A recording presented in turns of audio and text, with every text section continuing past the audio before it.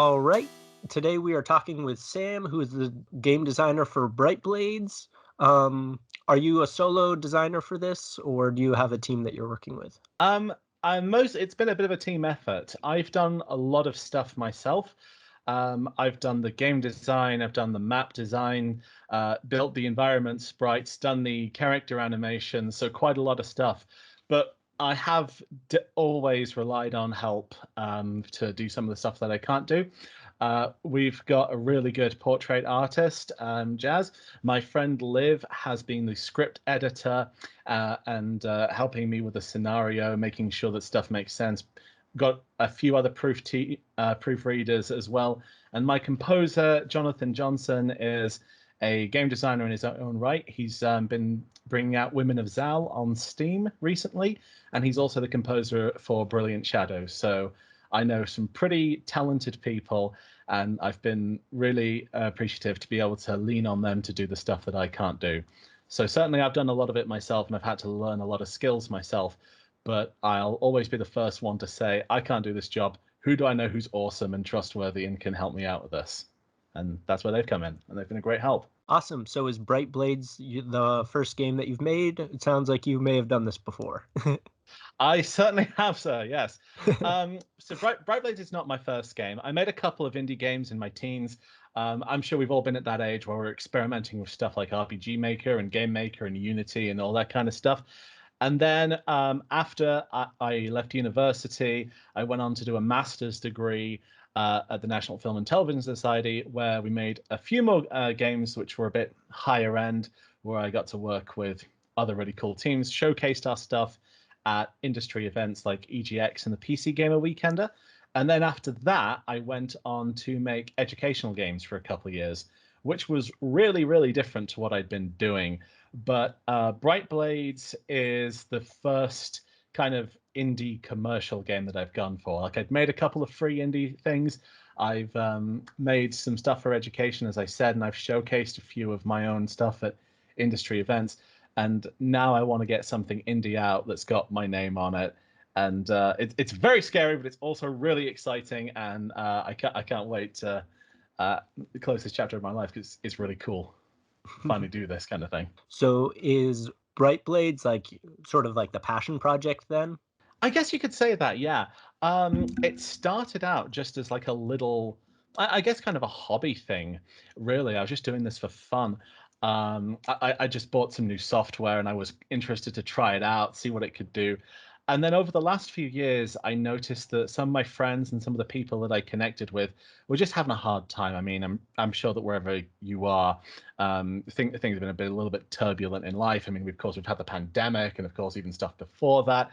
So I thought it would be nice to take this little fun game that I was just doing for giggles and kind of expand it into something quite optimistic, bright and colorful, big primary hues and color palette, and that just had a very light tone and was just going to inject a bit of joy into the world, because I think that's what more people could use in their lives right now. Definitely at this point. So let's get right into it. What is Bright Blades about? Bright Blades is a fantasy war story about two fictional nations. You've got the city of Titania fighting against the evil kingdom of Oberon. When the tide of the war turns in Oberon's favor, Freya, the princess of Titania, has to escape the city, raise an army to take it back, rescue her countryfolk, and bring this epic war to its absolute end. Along the way, you'll be recruiting allies, she'll be finding a girlfriend, and you'll get to pet her big fluffy dog with every member of the army. That is the most important game mechanic of all. I know that I have a couple of dogs, so I get excited to see dogs in games now. Yeah, I put that in there like midway through the pandemic, and it was the thing that everyone jumped on as just being like, we like the tactics, we like the characters, we like the game, and we love the dog. We love that we can play with the dog. I just threw that in for fun, as I said, and as I did, I'm really glad, because I think it helped with that lightness of tone, generally being very happy and optimistic, and just letting players chill out. Hmm. So is the dog like a playable character, or is he like a side? Absolutely. The dog is a fully playable character. He's the very first person to join your team after Freya, and you're going to be with the dog for the whole game. So that's as soon as I knew I put a dog in, I knew it had to be something the players would get to interact with, because who doesn't love to just hug a dog? I mean, come on. Exactly. So this is a tactical map game? Absolutely. It's a strategy RPG. We've been inspired by a lot of the old classics. I grew up playing games like Fire Emblem Advance Force, but there's also been stuff like Shining Force, and a lot of the older RPGs like the Super Nintendo and the NES, like a lot of the old Dragon Quest and Final Fantasy and Breath of Fire stuff. I really like that bright, colorful pixel aesthetic. But I also noticed that a lot of people can find strategy games, especially, a little bit complex and a little bit difficult to get into sometimes. So I thought, what if I made something that was simple, easy to get into, and had a big, bright, cute, colorful aesthetic? So it's definitely a strategy game, but I want to make it more accessible and more approachable for newcomers, especially to the genre. But I hope there's enough content to keep established fans happy too. Mm-hmm. So does it is it a longer game? Am I going to be playing this for like 60 hours or 700? I think 60 hours is probably that's definitely too long.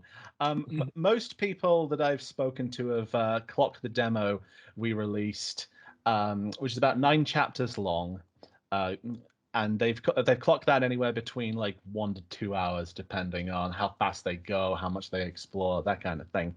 I would say you would probably get through the game in maybe about like 10 to 15, maybe a little more if you play on one of the higher difficulties and you want to take the time to think about your moves and stuff. But as I say, we've got a lot of maps. We've got about, there's going to be about, definitely more than 30 in the final game.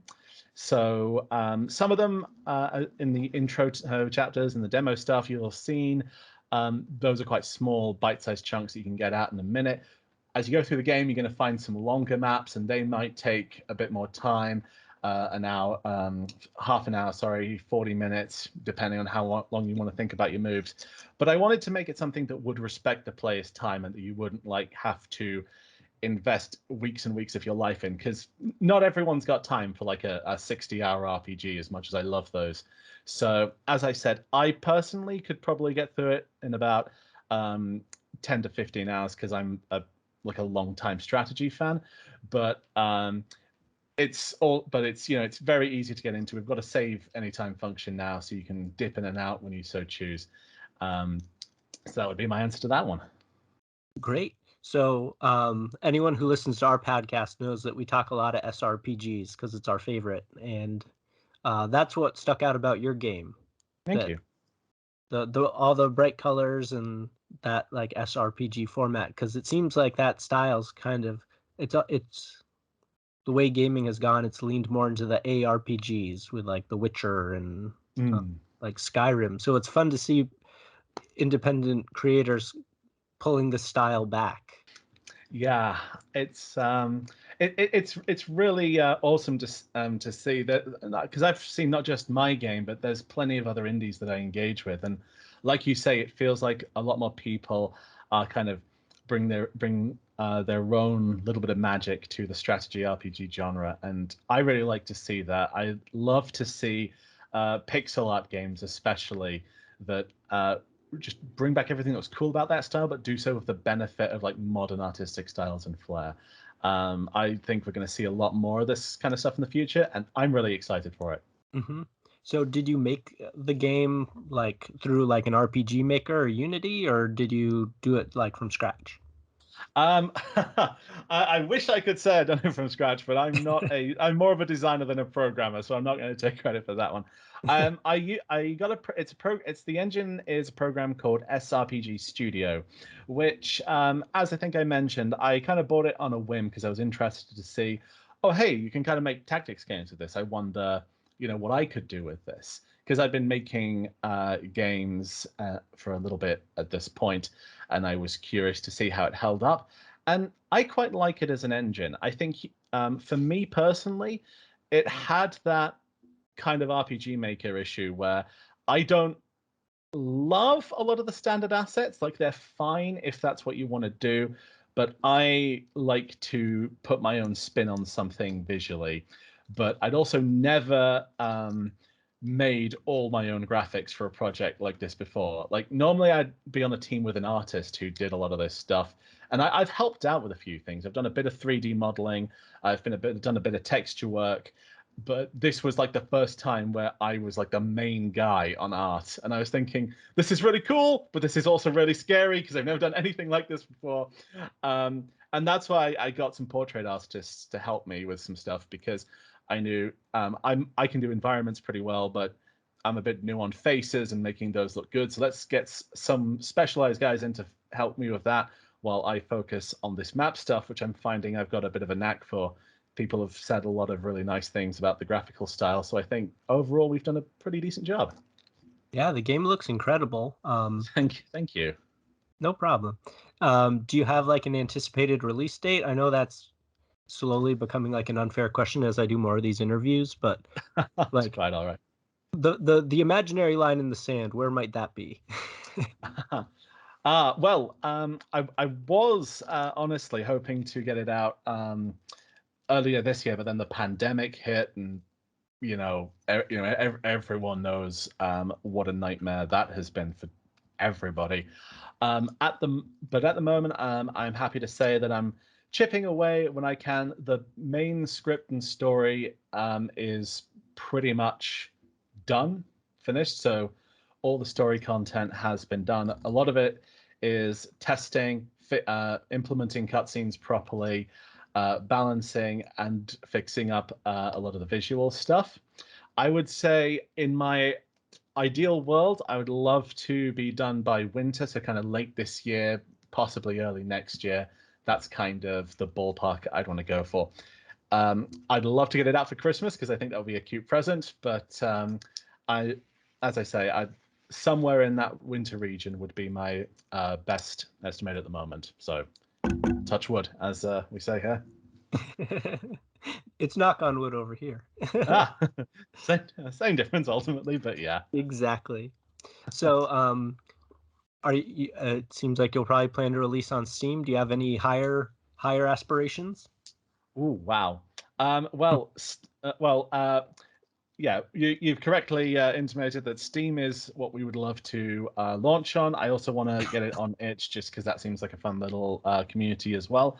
I won't rule anything else out for good at this point, but right now, I want to be in the place where I say, let's see how we do on Steam and on itch, and then let's see how we go from there.